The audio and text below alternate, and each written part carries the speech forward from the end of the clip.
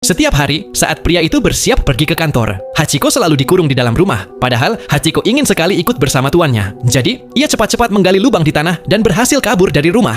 Pada saat yang sama, pria itu sudah naik kereta dan melihat Hachiko dari peron. Dia tidak percaya dengan matanya sendiri, karena dia belum pernah membawa Hachiko ke stasiun sebelumnya. Takut ketinggalan kereta, pria itu cepat-cepat berkata pada Hachiko agar pulang. Namun, Hachiko tidak bergerak dari tempatnya. Akhirnya, pria itu pun harus meninggalkan keretanya. Keesokan paginya, saat pria itu akan bersiap pergi kerja, Hachiko pun mengikutinya lagi. Pria itu awalnya tidak ingin Hachiko ikut, tetapi Hachiko menatapnya dengan tatapan sedih. Akhirnya, pria itu pun luluh.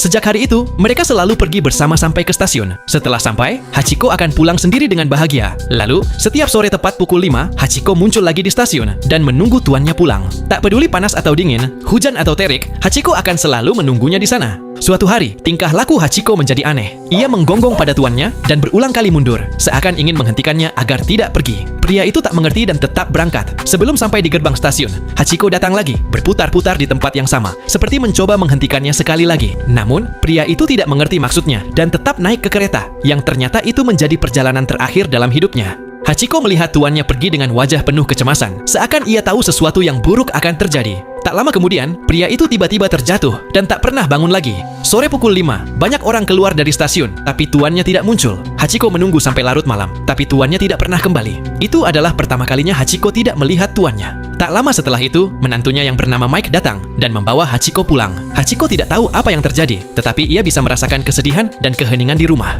Keesokan harinya, keluarga mengadakan upacara perpisahan terakhir. Semua teman dan kerabat hadir untuk berduka, tapi hanya Hachiko yang tidak datang. Sebaliknya, ia pergi ke stasiun pukul 5 sore seperti biasa, duduk di taman bunga, melihat setiap wajah dengan saksama. Namun, wajah yang ia cari tak pernah muncul. Malam pun tiba, dan Hachiko tetap tak menyerah. Seorang petugas stasiun mencoba mengusirnya, tetapi Hachiko tidak mau pergi.